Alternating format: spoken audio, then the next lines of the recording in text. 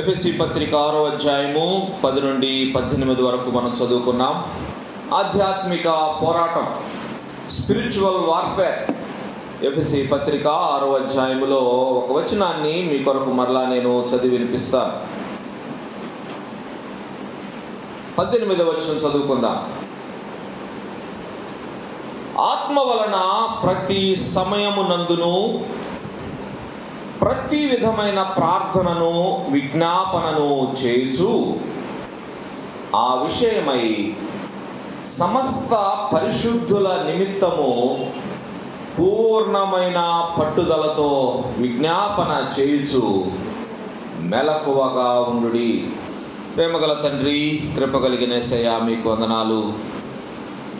జీవము కలిగిన మీ వాక్కుల కొరకు మిమ్మల్ని స్తుతిస్తున్నాం ప్రభువా. ఉదయకాలము మాతో మాట్లాడాలని మీరు ఆశపడుతూ ఉండగా వినగల చెవి, సిద్ధమైన మనస్సు, వాక్యమును భద్రపరుచుకొని హృదయమును మాకందరికీ ప్రసాదించమని వేడుకుంటున్నాం. సాతాను అంధకార శక్తులను బంధిస్తూ ఉన్నాం. ఆటంకములను తొలగించండి నాయన. ఉదయకాలం మీ మెల్లని స్వరమును మేమందరము విని వాక్యమునకు లోబడి నా వాక్య ప్రకారం జీవించుటకు మీ కృపను మాకందరికీ దయచేయమని, మీ ఆధీనములో మమ్మల్ని ఉంచుకొనమని యేసయ్య పరిశుద్ధ నామములో విన్నపములు అడిగి వేడుకుంటున్నాం తండ్రి, ఆమేన్. ఆధ్యాత్మిక పోరాటం. ఈ ఆధ్యాత్మిక పోరాటములో మన గురి ఒకటే, స్థిరముగా నిలవబడాలి. పోరాటంలో ఎన్ని కష్టాలు ఎదురైనా, ఎన్ని శ్రమలు ఎదురైనా, ఎన్ని ఇబ్బందులు ఎదురైనా, ప్రాణాపాయ పరిస్థితులు వచ్చినా సాతానుకు ఎదురొడ్డి నిలబడాల్సిందే. అది ఈ పోరాటం యొక్క గురి, లక్ష్యం. అందుకని ఈ పోరాటంలో మనం స్థిరముగా నిలవబడాలని, స్థిరముగా నిలవబడుటకు శక్తిమంతులగునట్లు అని రాశాడు. అంత శక్తిని మనం పొందుకోవటానికి దేవుడు ఒక గొప్ప ఏర్పాటు చేశాడు. ఏంటి ఆ ఏర్పాటు? ఏంటి? సర్వాంగ కవచమును ప్రతి విశ్వాసికి సిద్ధపరిచిచ్చారు. దేవుడు చేసిన ఈ ఏర్పాటు, దేవుడు తయారు చేసి సిద్ధపరిచి ఇచ్చిన ఈ సర్వాంగ కవచాన్ని బీరువాలో పెడితే సరిపోదు. దీన్ని ఏం చేయాలా? నిత్యము ధరించుకొని ఉండాలి. ధరిస్తేనే మనకు రక్షణ. ధరించకపోతే మనకు రక్షణ లేదు, ఏ భద్రత లేదు, దానివల్ల ఏ ప్రయోజనము లేదు. ఎంతకాలం ధరించాలి దీన్ని అంటే మనం నేర్చుకున్నాము, ఎల్లప్పుడూ దీనిని ధరించవలసిందే. తీసి పక్కన పెట్టడానికి, రెస్ట్ తీసుకోవడానికి అవకాశమే లేదు. సైనికులకి బహుశా రెస్ట్ ఉంటుందేమో, ఇప్పదీసి వాళ్ళ సర్వాంగ కవచాలన్నీ పక్కన పెట్టి రెస్ట్ తీసుకోవచ్చేమో. కానీ ఒక క్రైస్తవ విశ్వాసి ఎన్నడూ ఈ సర్వాంగ కవచాన్ని తీయకూడదు. ఎందుకంటే సాతాను ఎప్పుడెప్పుడా అని ఎదురు చూస్తూ ఉంటాడు. ఎప్పుడు అవకాశం దొరుకుతుందా, ఎక్కడ చిన్న అవకాశం ఉంటుందా అని సాతాను ఎప్పుడు ఎదురు చూస్తూ ఉంటాడు. ఈ రక్షణ కవచములోని ఒక్కొక్క భాగమును మనం ధ్యానం చేస్తూ వచ్చినాం. మొట్టమొదటిది ఏంటి? సత్యము అను దట్టి బెల్ట్ ఆఫ్ ట్రూత్. సత్యము మనము బాగుగా ఎరిగిన వారమై ఉండాలి అని మీకు తెలియజేస్తూ వచ్చాను. సత్యం అంటే యేసుక్రీస్తు ప్రభువారు, సత్యం అంటే వాక్యము. ఈ వాక్యమును మనము ఎరిగిన వారమై ఉండాలి. అంతేకాదు యేసుక్రీస్తును సొంత రక్షకునిగా, ప్రభువుగా ఎరిగిన వారమై ఉండాలి. అప్పుడే అసత్యాన్ని మనం ఎదుర్కొనగలం. సాతాను అబద్ధికుడు అబద్ధాలతో మన మీద దాడి చేసినప్పుడు మన సత్యముతో, వాక్యముతో వాడిని ఎదుర్కోవాలా. అది మన గురి. రెండవది ఏంటి? నీతి అను మైమరువు, బ్రెస్ట్ ప్లేట్ ఆఫ్ రైచియస్నెస్. నీతి అను మైమరువు. దేవుడు మనల్ని నీతిమంతులుగా తీర్చినాడు. మనం నీతిమంతులం కాదు, నీతిమంతుడు లేడు, ఒక్కడును లేడు. వాక్యం మనకు తెలియజేస్తూ ఉంది. కానీ యేసుక్రీస్తు ప్రభువారు మనలను నీతిమంతులుగా తీర్చినారు. మనకు ఆ యొక్క ఆధిక్యత దేవుడు మనకిచ్చినారు. ఆధిక్యతను కాపాడుకోవలసిన బాధ్యత క్రైస్తవ విశ్వాసిగా నీది, నాది. దేవుడు కాపాడు. మన నీతిని మనమే కాపాడుకోవాలా. మన నీతి కార్యముల ద్వారా, మన మంచి కార్యముల ద్వారా, మన మంచి జీవితము ద్వారా, మాదిరికరమైన జీవితము ద్వారా మన నీతిని మనమే కాపాడుకోవాలా. మన నీతి క్రియలు లోకము చూడగలగాలి. మూడవది సమాధాన సువార్త వలనైన సిద్ధ మనస్సు అను జోడు. Shoes of the gospel of piece. పాదములకు సమాధాన సువార్త వలనైన జోడు. ఈ పాదరక్షలు, ఈ చెప్పులు, ఈ జోడు మనము ధరిస్తే మనం సాతాను మీద దాడి చేయటానికి మనకి అవకాశం ఉంటుంది. సాతాను ఎదుట స్థిరముగా పడిపోకుండా, జారిపోకుండా నిలవబడటానికి అవకాశం ఉంటుంది. రెండవది, ఈ జోడుతో మనం సమాధాన సువార్తను అనేక చోట్లకు తీసుకువెళ్ళటానికి అవకాశం ఉంటుంది. కాబట్టి అది కూడా ఒక రకంగా దాడి సాతాను మీద. ఎందుకంటే సువార్తను మనం ప్రకటిస్తున్నామంటే, ఒక వ్యక్తి ప్రభువును తెలుసుకున్నాడంటే దానివలన సాతానుకు నష్టమే కదా. సాతాను మీద మనం దాడి చేస్తున్నాం ఒక విధంగా. నాలుగవ పార్ట్ ఏంటి? ఇవన్నీ కాక అబవ్ ఆల్ మనం వాడవలసింది ఏంటంటే విశ్వాసము అను డాలు. షీల్డ్ ఆఫ్ ఫెయిత్ అన్నాడు. It is the basic requirement for a Christian. ప్రతి క్రైస్తవ విశ్వాసి అని పిలుస్తున్నామంటే అర్థం ఆ వ్యక్తి ప్రభువునందు విశ్వాసం ఉంచాడు అని అర్థం, అంతే కదా. విశ్వాసి, బిలీవర్ అని అందరినీ పిలవలేం కదా. బిలీవర్ అంటే ది వన్ హూ బిలీవ్స్, అంతేనా కాదా? ఎవరైతే నమ్ముతారో, ఎవరైతే విశ్వసిస్తారో వారినే విశ్వాసులు అంటాం. విశ్వాసము లేకుండా దేవునికి ఇష్టులై ఉండుట అసాధ్యము. కాబట్టి విశ్వాసం అనేది మనకి ప్రధానమైనది. విశ్వాసము అనే డాలు మనం పట్టుకోవాలప్పుడు దుష్టుని అగ్ని బాణములన్నిటినీ ఆర్పుటకు మీరు శక్తిమంతులగుదురు అన్నాడు. కాబట్టి దుష్టుని అగ్ని బాణములు ఆర్పాలంటే విశ్వాసం అనే డాలు మన చేతిలో ఉండాలి. తర్వాత రక్షణను శిరస్త్రాణము, హెల్మెట్ ఆఫ్ సాల్వేషన్. రక్షణ అనేది మనకి అవసరం.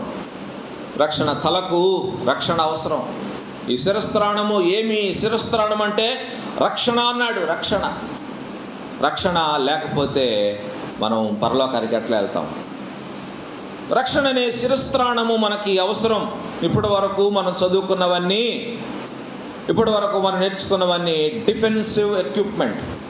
అంటే శత్రువు మన మీద దాడి చేసినప్పుడు వాడిని ఎదుర్కోవటానికి మనకు ఇవ్వబడిన ఎక్విప్మెంట్ అన్నమాట. ఇదంతా శత్రువు నుండి మనల్ని మనం కాపాడుకున్నట్టుకు ఇవ్వబడింది. ఒక్కటి మాత్రం శత్రువు మీద దాడి చేయడానికి ఇవ్వబడింది. ఏంటది? దేవుని వాక్యము అను ఆత్మ ఖడ్గము, the sword of the spirit. This is offensive equipment. దాడి చేయటానికి, ఎదురు దాడి చేయటానికి, దూకుడుగా సాతాను మీదకు వెళ్ళటానికి దేవుడు మనకు అనుగ్రహించిన సాధనం వాక్యమును ఆత్మ ఖడ్గము.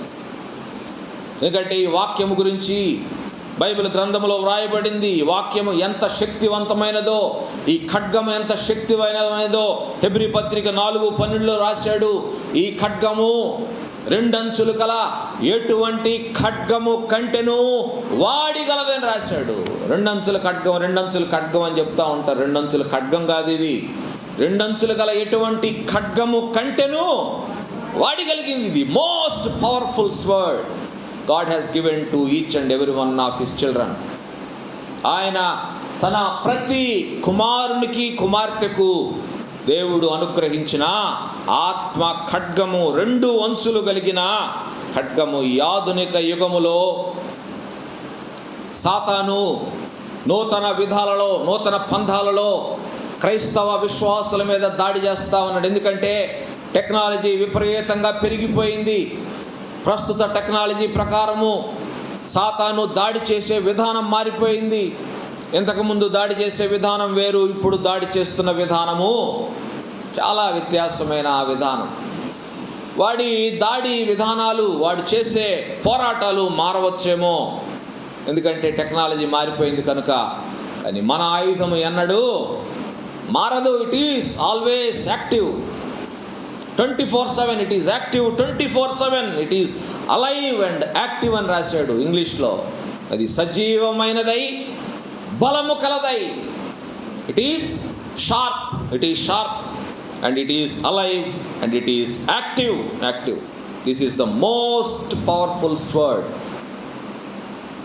కాబట్టి ఈ యొక్క ఆయుధాన్ని మనం వాడటము చక్కగా నేర్చుకోవాలి. We have to learn to use it properly. ఈ ఆయుధాన్ని సరిగా వాడటము చేత కాకపోతే ఏమవుతుంది? మన శరీరం తుత్తునీలు అయిపోతుంది. అంటే అటు దిగుద్ది ఇటు దిగుద్ది. సరిగ్గా ఎదుటి వ్యక్తి మీద మనం సరిగ్గా దాడి చేయటం చేత కాకపోతే అది మనకే తెగుతూ ఉంటుంది తెలియకుండానే. కాబట్టి వాక్యం అనేది నన్ను గాయపరుచుద్ది, నిన్ను కూడా గాయపరుచు, శత్రువుని గాయపరచుద్ది, యుద్ధం చేసే వ్యక్తిని కూడా గాయపరచుద్ది. కాబట్టి ఈ రెండంచుల ఖడ్గమును వాడటము మనకు బాగా చేతవ్వాలి. వాక్యం అన్నాడు, ఈ రెండంచులు కలిగిన ఖడ్గము వాక్యమే అంటున్నాడు.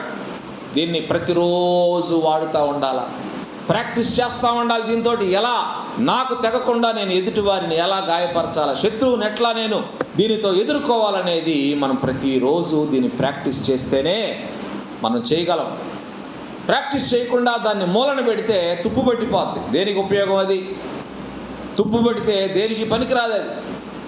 కాబట్టి ఆత్మ ఖడ్గమును ప్రతి దినము మనము వాడుతూ ఉండాలా. వాక్యాన్ని వినాలా, వాక్యం వినటం మాత్రమే కాదు, వాక్యాన్ని చదవాలా, వాక్యం చదవటం మాత్రమే కాదు, వాక్యాన్ని ధ్యానించాలా, వాక్యాన్ని ధ్యానించడం మాత్రమే కాదు, వాక్యమునకు లోబడాలా, వాక్యమునకు లోబడటం మాత్రమే కాదు, వాక్య ప్రకారము జీవించాలా. You have to live the word. వాక్యము ప్రకారము వాక్యమునకు లోబడి జీవించాలా. ఆ తర్వాత ఏంటి? ఇంతవరకు అయిపోయిందా? అయిపోయింది. ఎక్విప్మెంట్ అంతా సిద్ధంగా ఉంది, దాన్ని అంతా ధరించాము. తర్వాత ఏం చేయాలి? 18వ వచనం ఈరోజు చదువుకున్నాం. 18వ వచనం, ఆత్మ వలన ప్రతి సమయమునందును ప్రతి విధమైన ప్రార్థనను విజ్ఞాపనను చేయుచు ఆ విషయమై సమస్త పరిశుద్ధుల నిమిత్తమును పూర్ణమైన పట్టుదలతో విజ్ఞాపన చేయుచు మెలకువగా ఉండుడి.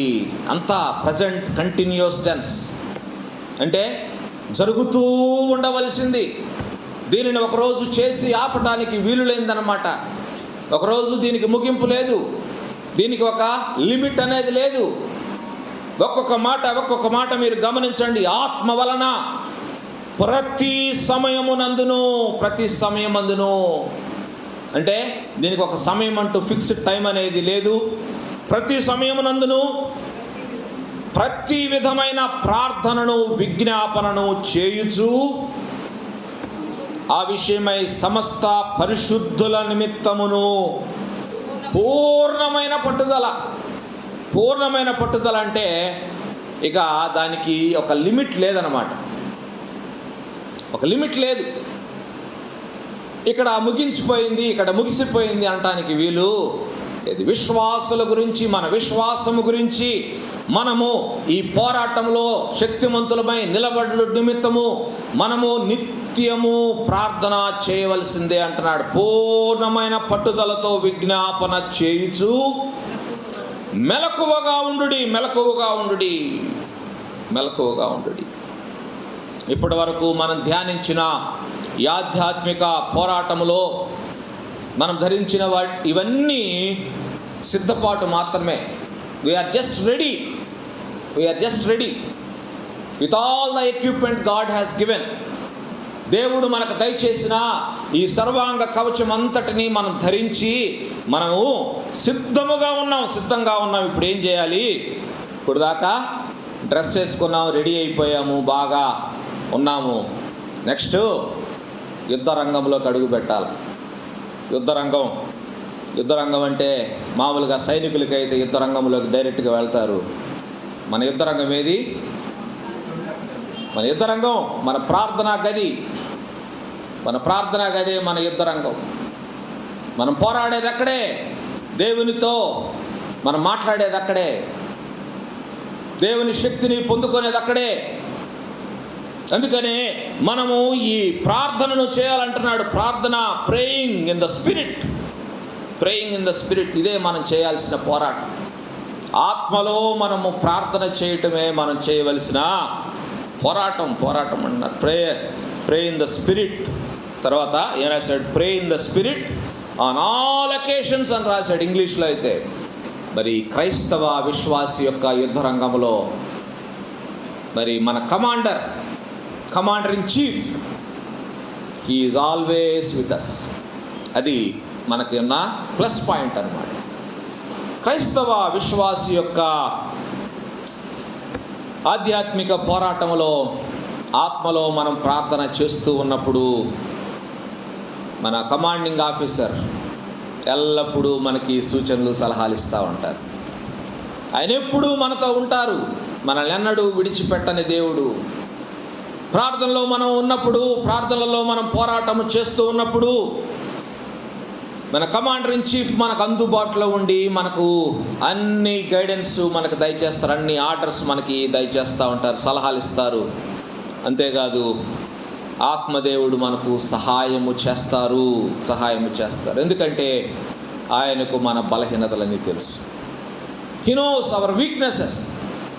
మన బలహీనతలు తెలుసు కాబట్టి ఆయన మనకు సహాయం చేస్తారు. చూడండి, రోమాపత్రిక 8వ అధ్యాయము 26, 27 వచనాలు. అటువలే ఆత్మయు మన బలహీనతను చూచి సహాయము చేయుచున్నాడు. ఎలయనగా మనము యుక్తముగా ఎలాగూ ప్రార్థన చేయవలెనో మనకు తెలియదు, కానీ ఉచ్చరింప శక్యము కాని మూలుగలతో ఆత్మ తానే మన పక్షముగా విజ్ఞాపన చేయుచున్నాడు. 27వ వచనం గమనించండి. మరియు హృదయములను పరిశోధించువాడు ఆత్మ యొక్క మనస్సు ఏదో ఎరుగును. ఎలయనగా ఆయన దేవుని చిత్త ప్రకారము పరిశుద్ధుల కొరకు విజ్ఞాపనము చేయుచున్నాడు. మనకు తెలియదండి దేవుని చిత్త ప్రకారము ఎలా ప్రార్థన చేయాలి. దేవుని చిత్తానుసారమైన ప్రార్థన ఏది, దేవుడు ఏది అడిగితే సంతోషిస్తారు, ఏ విజ్ఞాపన చేస్తే దేవుడు ఆనందిస్తారు, ఏ ప్రార్థన దేవుడు అంగీకరిస్తారు, అది మనకు తెలియదు. ఎందుకంటే మానవ జ్ఞానానికి దేవుని జ్ఞానం అందు చెక్కదు. అందుకనే చాలాసార్లు మనకి ఏమి ప్రార్థన చేయవలనో చేత కాదు. అందుకనే ఆత్మ దేవుడు మనకు సహాయం చేస్తూ ఉంటారంట. దేవునికి ఆత్మ యొక్క మనసు తెలుసు అంట. అందుకనే ఆత్మ ఏం ప్రార్థన చేస్తున్నాడో దేవునికి తెలుసు కనుక దేవుడు మనకు సహాయం చేస్తాడు. ఎందుకంటే దేవుని చిత్తానుసారముగా ప్రార్థన చేయడం మనకు చేత కాదు, నాకు చేత కాదు, నీకు చేత కాదు, కానీ ఆత్మదేవునికి తెలుసు. అందుకని మన బలహీనతలు ఎరిగి ఆత్మదేవుడు మనకు సహాయము చేస్తూ ఉన్నాడని వాక్యము తెలియజేస్తూ ఉంది. పరిశుద్ధుల కొరకు విజ్ఞాపనము చేయుచున్నాడు. కాబట్టి ప్రార్థనతోనే మనం సాతానుతో పోరాడగలం. ప్రార్థనతోనే మనం కార్యములు సాధించగలం. ప్రార్థన చేయలేని కార్యములంటూ ఏమీ లేవు.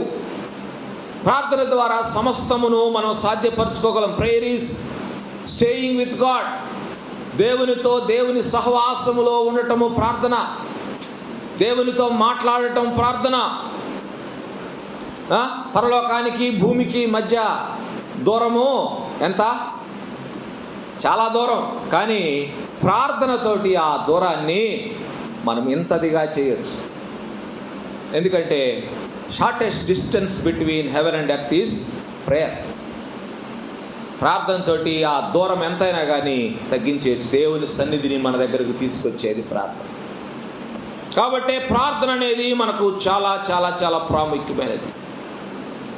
దేవునికి దగ్గరగా బ్రతకటానికి దేవుడు మనకిచ్చిన ఒకే ఒక్క అవకాశం ప్రార్థన అనేది. ప్రార్థనలో మనం దేవునికి ఎంత దగ్గరగా ఉండగలిగితే అంత దగ్గరగా ఉండొచ్చు. Prayer can do anything God can do. దేవుడు చేయగలిగిన ప్రతి దానిని ప్రార్థన చేయగలదు. ఈ లోకంలో మనకు అసాధ్యం అనిపించినవన్నీ మరి ప్రార్థన ద్వారా దేవునికి సాధ్యం. దేవుడు సమస్తమును సాధ్యము చేయగలరు. ఎప్పుడెప్పుడు ప్రార్థన చేయాలో, ఎలా ప్రార్థన చేయాలో, ఎందుకు ప్రార్థన చేయాలో, ఎవరి కొరకు ప్రార్థన చేయాలో పౌలు భక్తుడు ఈ వాక్యంలో వ్రాసినాడు. ఎప్పుడు ప్రార్థన చేయాలి అంటాడు? ఎప్పుడు? ప్రతి సమయమందును ప్రతి విధమైన ప్రార్థన విజ్ఞాపన ఎవరెవరి కొరకు అంటే సమస్త పరిశుద్ధుల నిమిత్తము, సమస్త పరిశుద్ధుల నిమిత్తం. తిమోతి మొదటి పత్రిక 2వ అధ్యాయము మొదటి 4 వచనాలు, మనము సంపూర్ణ భక్తియు మాన్యతయు కలిగి నెమ్మదిగాను సుఖముగాను బ్రతుకు నిమిత్తము అన్నిటికంటే ముఖ్యముగా మనుషులందరి కొరకును, రాజుల కొరకును, అధికారులందరి కొరకును విజ్ఞాపనములను, ప్రార్థనలను, యాచనలను, కృతజ్ఞతాస్తుతులను చేయవలెనని హెచ్చరించుచున్నాను. ఇది మంచిదియు మన రక్షకుడకు దేవుని దృష్టికి అనుకూలమైనదినై ఉన్నది. ఆయన మనుషులందరూ రక్షణ పొంది సత్యమును గూర్చిన అనుభవ జ్ఞానము కలవారై ఉండవలెనని ఇచ్ఛయించుచున్నాడు. ఇది దేవుని ఆశ, ఇది దేవుని కోరిక, ఇది దేవుని ప్రణాళిక, ఇది దేవుని ప్రణాళిక. రాశాడు, మనుషులందరి కొరకు, పరిశుద్ధుల కొరకు ప్రార్థన చేయాలా, మనుషులందరి కొరకు ప్రార్థన చేయాలా, అధికారుల కొరకు ప్రార్థన చేయాలా, రాజుల కొరకు ప్రార్థన చేయాలా. ఎందుకు మనుషులందరి కొరకు ప్రార్థన చేయాలి అంటే, ఎందుకు 3వ వచనంలో రాశాడు ఏంటంట, ఇది మంచిది, అంతేకాదు మన రక్షకుడకు దేవుని దృష్టికి అనుకూలమైనది. 4వ వచనంలో ఆయన మనుషులందరూ రక్షణ పొంది సత్యమును గూర్చిన అనుభవ జ్ఞానం గలవారై ఉండవలెనని ఇచ్ఛయించుచున్నాడు. ఇది మంచిది, దేవుని దృష్టికి అనుకూలమైనది, అంతేకాదు ఇది దేవుని కోరిక, దేవుని ఇష్టము కూడా. చేస్తున్నారా ప్రార్థన? మరి విజ్ఞాపన చేస్తున్నారా? ప్రార్థన విజ్ఞాపనలు అంటున్నాడు, అంతేకాదు యాచనలు, కృతజ్ఞతాస్తుతులు అంటున్నాడు. ప్రార్థన చేయాలా, ప్రార్థన చేయాలా. ఎప్పుడు మన కొరకు కాదు, అది కావాలి ప్రభువా, ఇది కావాలి ప్రభువా అని ప్రార్థన చేయటం కాదు, విజ్ఞాపన మనం చేయాలా. ఇతరుల కొరకు విజ్ఞాపన, మనుషులందరి కొరకు విజ్ఞాపన, రాజుల కొరకు విజ్ఞాపన, అధికారుల కొరకు విజ్ఞాపన, రక్షించబడని వారి కొరకు విజ్ఞాపన, ఆరోగ్యము లేని వారి కొరకు విజ్ఞాపన. విజ్ఞాపన మనం చేయవలసింది. మనుషులందరి కొరకు మనం ప్రార్థన, విజ్ఞాపనలు, యాచనలు, కృతజ్ఞతాస్తుతులు చేయవలసిన వారముగా ఉన్నాము. ప్రార్థన ఎలా చేయాలి? యేసయ్య మనకు ప్రార్థన ఎలా చేయాలో ఒక ప్యాటర్న్ ఇచ్చారు. పరలోక ప్రార్థన, పరలోకమందున్న మా తండ్రి, నీ నామం పరిశుద్ధపరచబడుగాక, నీ రాజ్యం వచ్చుగాక, నీ చిత్తం పరలోకమందు నెరవేర్చినట్లు భూమి మీద నెరవేరును గాక, మా నిదిన ఆహారం నేడు మాకు దయచేయము, మా రుణస్థులు మేము క్షమించిన ప్రకారం మరలను క్షమించుము, మమ్మల్ని శోధనలోకి తేక కీడు నుంచి తప్పించుము, ఎందుకంటే రాజ్యము, బలము, మహిమ నిరంతరము నీవై ఉన్నావు తండ్రి. ఆమేన్.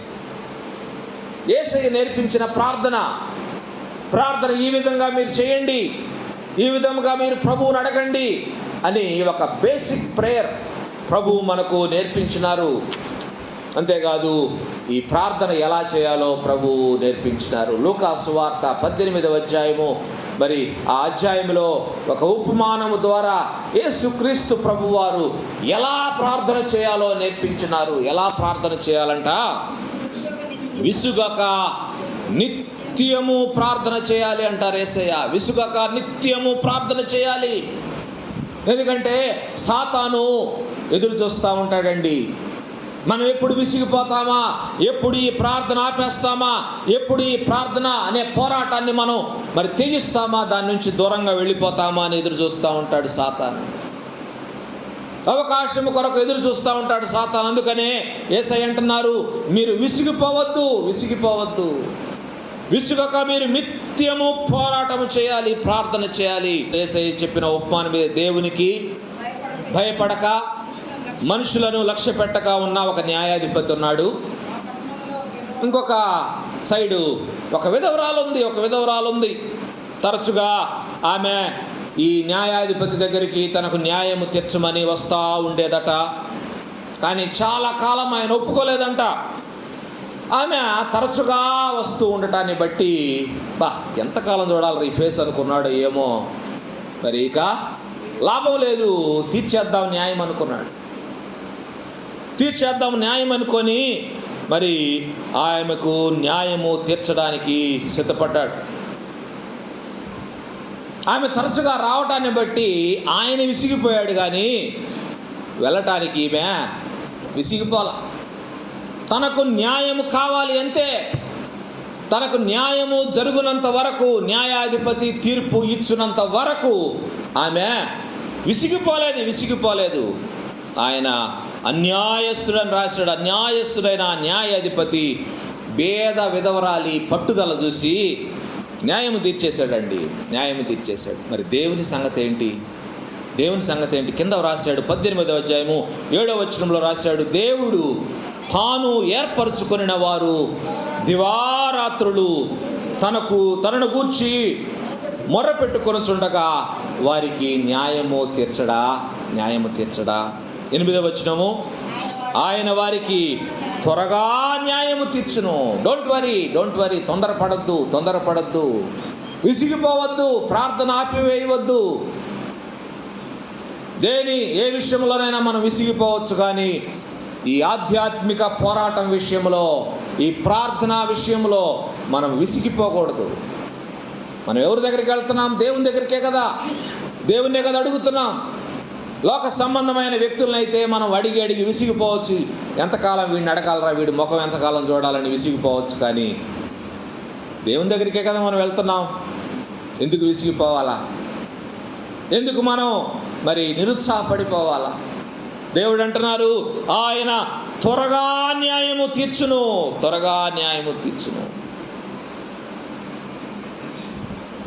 విసిగిపోయి ప్రార్థన ఆపేసావా, సాతాను దాడి చేస్తాడు, జాగ్రత్త. అందుకని విసుగక నిత్యము ప్రార్థన చేయాలి, నిత్యము పోరాటము చేయాలి. మనం బ్రతికున్నంత కాలం మనం ఈ పోరాటం చేయాలి.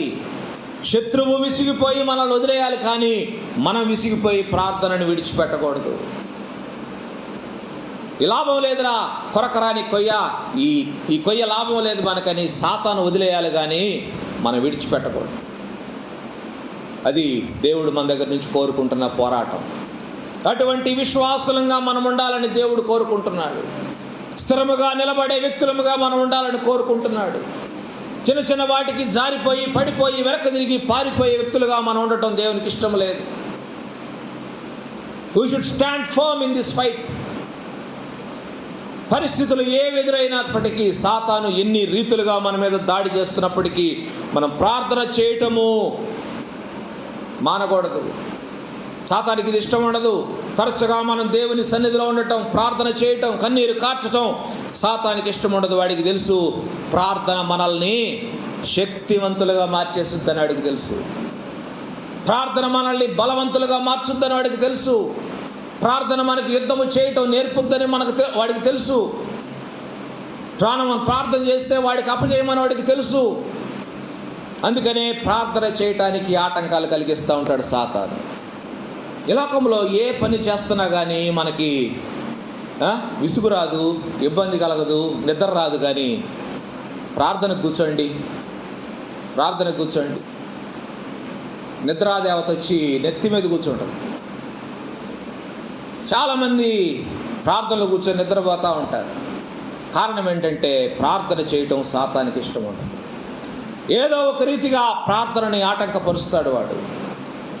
ఎంత గొప్పవారైనా కావచ్చు, కానీ ప్రార్థన సమయాన్ని సాతాను ఏ రీతిగానైనా చెడగొట్టడానికి ప్రయత్నం చేస్తూ ఉంటాడు.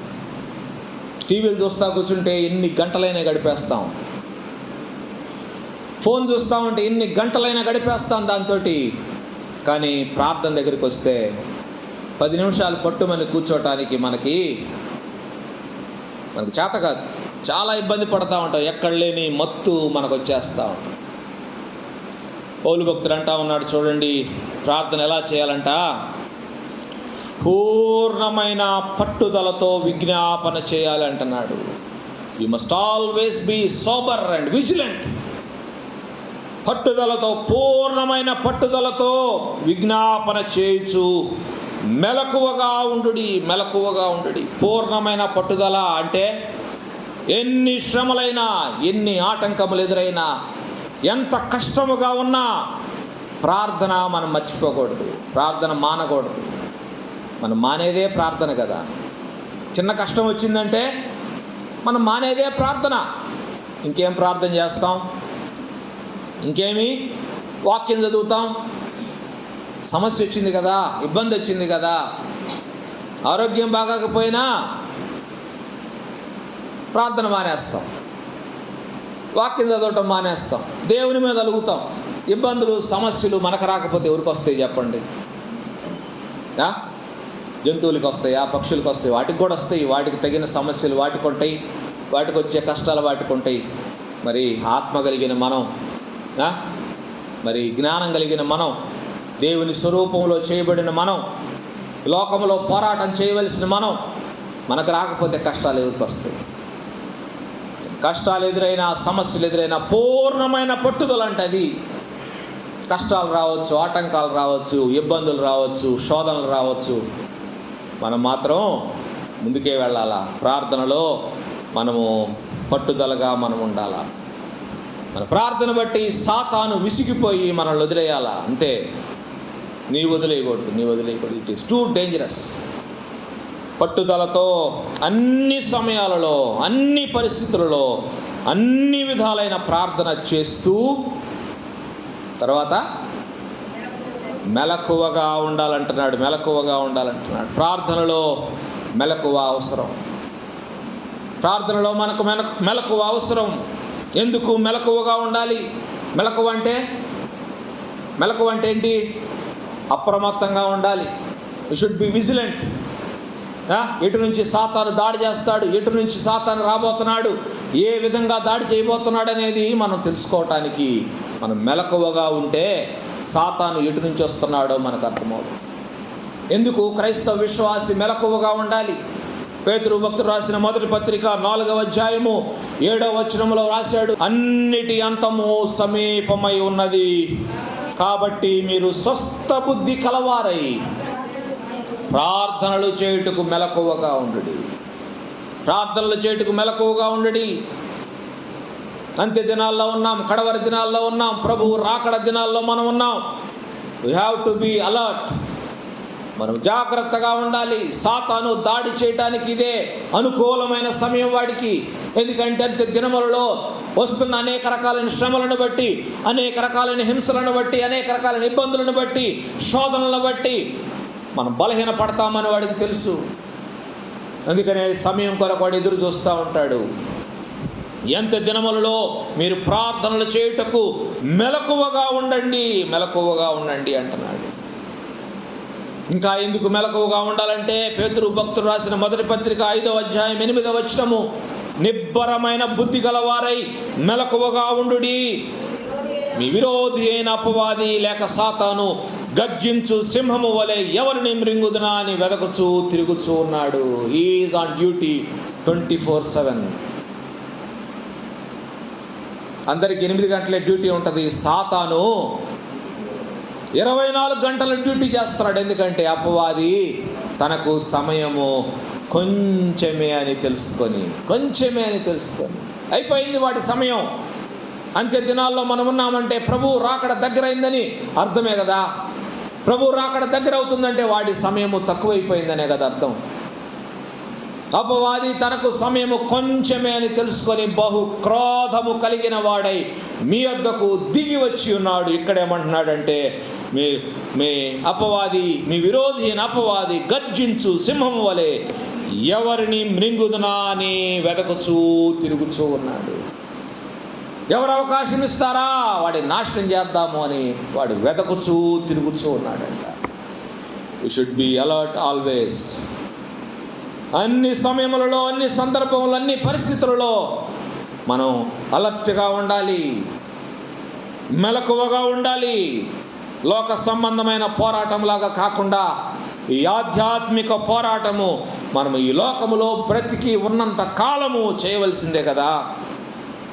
కాబట్టి మనం బ్రతికినంత కాలము we should be ready with the full armour of God in prayer. మనం ప్రార్థనలో ఈ సర్వాంగ కవచమును ధరించుకొని ఎల్లప్పుడూ మనం సిద్ధంగా ఉండాలి.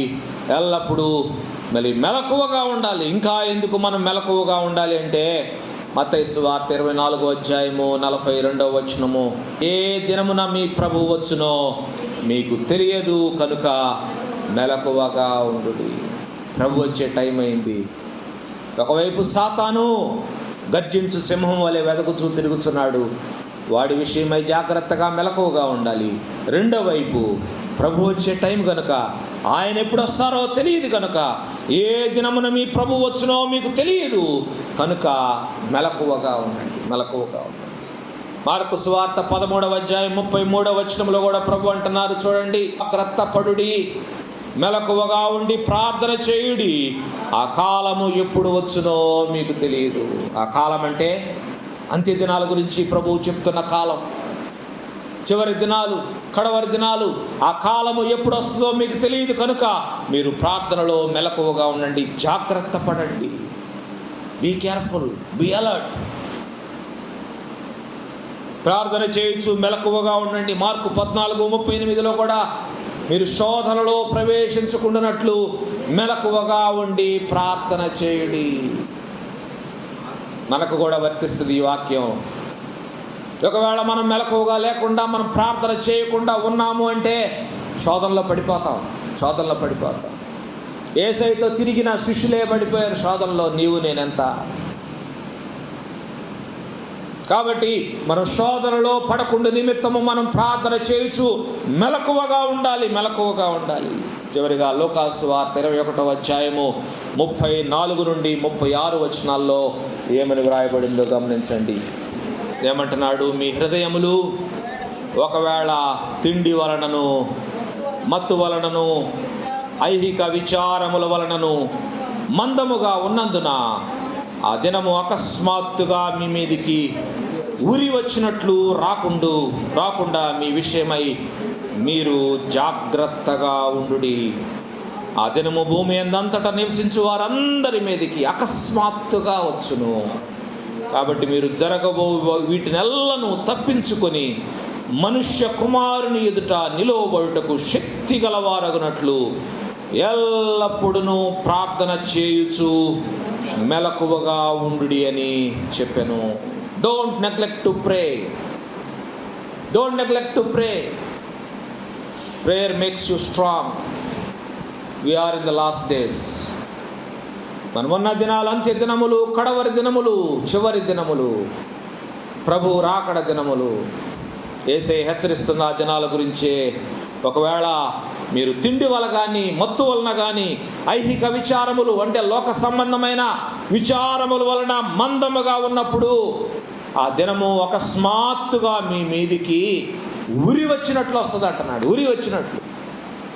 ఉరికమ్మం మీద ఎక్కిన వ్యక్తి ఒక్కసారి లివర్ ఓపెన్ చేస్తే ఇక తప్పించుకునే అవకాశం ఉందా? లివర్ ఓపెన్ చేసిన క్షణం ఎవరు కాపాడలేరు. అట్లాగే ఉరి వచ్చినట్లు మీ మీదికి రాకుండు నిమిత్తము జాగ్రత్త పడాలి. తిండి వలన, మత్తు వలన, ఐహిక విచారముల వలన మందముగా ఉన్నావేమో జాగ్రత్త. ఆలోచన శక్తిని, గ్రహించే శక్తిని కోల్పోయినావేమో జాగ్రత్త. ప్రభువు రాకడ దినాల్లో మనం ఉన్నాం.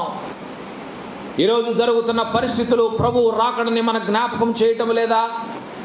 యేసయ్య చెప్పిన సూచనలు మన కళ్ళ ముందు ఒక్కటొక్కటిగా నెరవేరుతా ఉన్నప్పుడు ప్రభువు రాకడ గురించిన ఆలోచన నీకు కలగటం లేదా? ప్రభువు సమీపముగా ఉన్నాడు.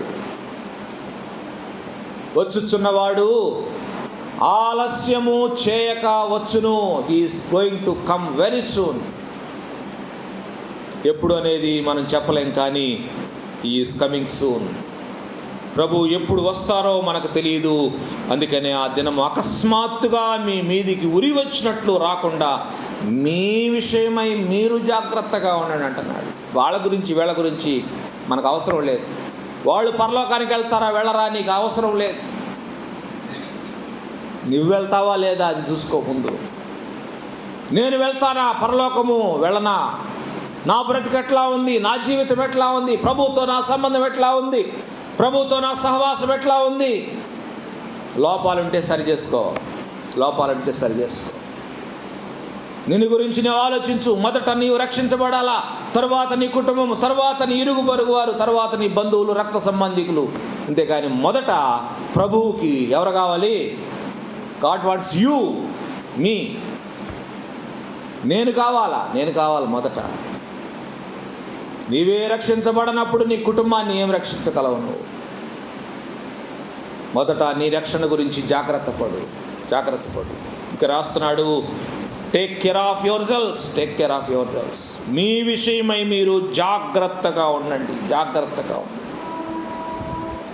రక్షించబడ్డావా? రక్షించబడితే మంచిది. బాప్తిసం తీసుకున్నావా? మంచిది. నీ రక్షణను కాపాడుకో. దేవునితో నీ సంబంధాన్ని కాపాడుకో. రాకడ కొరకు సిద్ధపడుతూ ఉండు. రక్షించబడలేదా? ఈరోజు రక్షించబడు. దేవుడు ఈరోజు నీకు అవకాశం ఇస్తా ఉన్నాడు. ప్రభు వచ్చే దినం ఇది, ప్రభు వచ్చే సమయం ఇది. నువ్వు ఇంకా ఈ లోక సంబంధమైన దుర్వ్యాపారాల్లో చిక్కుకొని, లోక సంబంధమైన మాలిన్యముతో నువ్వు చుట్టబడిపోయి నువ్వు ఈ లోకంలో కొట్టుమిట్టాడుతూ ఉంటే అకస్మాత్తుగా ప్రభు దినము ఉరి వచ్చినట్లు వస్తుంది. నాశనం అయిపోతావు. జాగ్రత్త. ఈ లోకంలోనే నశించిపోతావు. జాగ్రత్త. అందుకనే ప్రభు జ్ఞాపకం చేస్తూ ఉన్నాడు, నీవు రక్షించబడాలా, రక్షించబడితే బాప్తిసం తీసుకోవాలా, రక్షించబడకపోతే ఈరోజే రక్షించబడాలా. అది దేవుని కోరిక. అందుకనే కదా మనం చదువుకున్నాము, ఇది దేవునికి ఇష్టమైనది, ఇది మంచిదియు దేవుని దృష్టికి అనుకూలమైనదని రాశాడు. అనుకూలమైనదని. అందరూ రక్షించబడాలనేది దేవుని ఇష్టం. కాబట్టి ఇంకా ఈ ఆరాధనలో పాల్గొన్న వారిలో ప్రభువుని అంగీకరించని వారు, ప్రభువుకు తమ జీవితాలను అప్పగించిన వారు, బాప్తిస్మపు అనుభవంలోనికి రానివారు ఇప్పుడే ప్రభువుని తెలుసుకోవాలా. సమయం చాలా ఉందిలే, ఇంకా ఉంది, టైము ఇంకా ఉంది, ఇప్పుడే కాదు అని భ్రమపడుతున్నావేమో. జాగ్రత్త. ప్రభు రావటానికి సమయం ఉన్నా నీకు సమయం ఉందో లేదో, ఈ భూమి మీద మనం ఉండటానికి మనకు సమయం ఉందో లేదో మనకు తెలియదు కదా. ప్రభువు రాకడ దినం ఎప్పుడో మనకు తెలియకపోవచ్చు, మన దినం ఎప్పుడో మనకు తెలియదు కదా. అందుకనే మనం జాగ్రత్త పడాలి. యోదే కాలం బహువేదనతో దుఃఖంతో నేను ఈ మాటలు మీకు చెప్తా ఉన్నాను. దేవునికి ఇకనైనా మీ జీవితాలు సమర్పించండి. దేవునికి లోబడండి.